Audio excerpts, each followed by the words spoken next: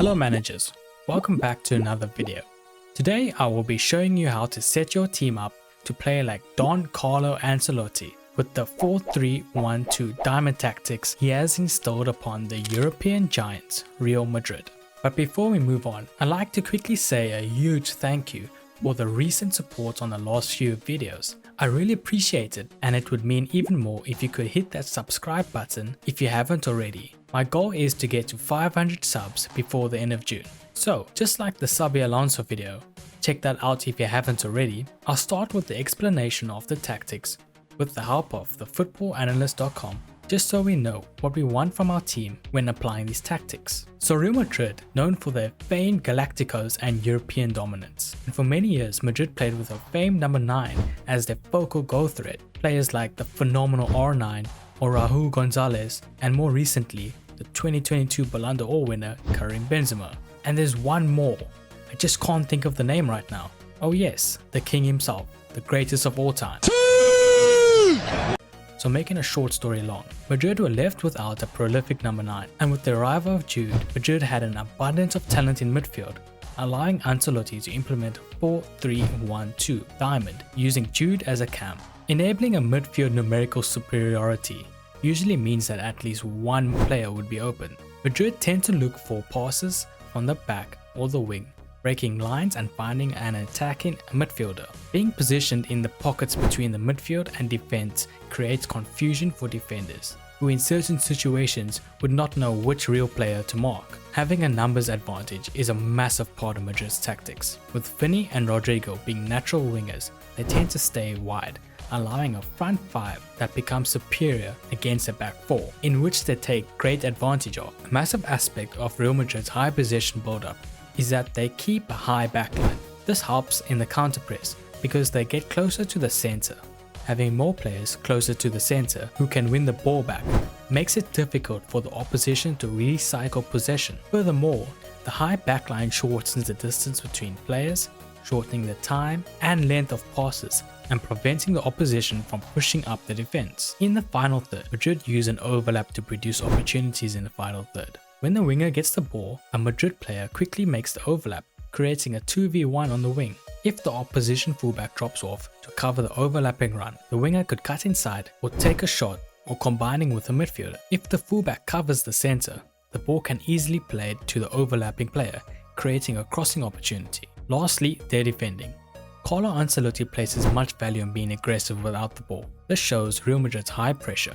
Ancelotti usually wants his team to go man-to-man and intensely pressing the opposition. They do this because they have a principle of being the team that controls the game, therefore always looking to have possession. And now to start cooking in FM.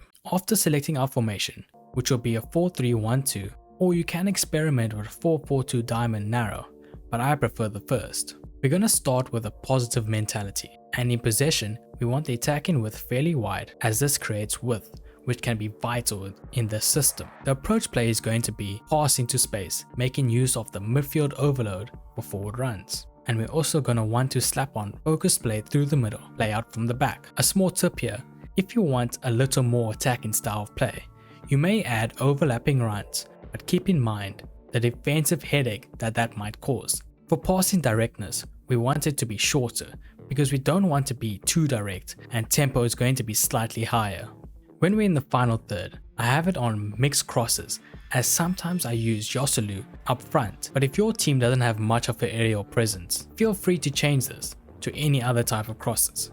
Moving on, we want to work the ball into the box, and lastly, we want our players to be more expressive and allow creativity to flow throughout our team. Before moving on to transitional play, I'd like to stress the importance of making sure your players are well rested and you have sufficient squad depth when implementing this style of play. And now for our transitional play. It's pretty plain and simple. We don't want to counter press the opposition when we have lost the ball, so we are leaving that blank. Although when we do get the ball, we want to counter, making use of our players' pace like Vinny or Rodrigo.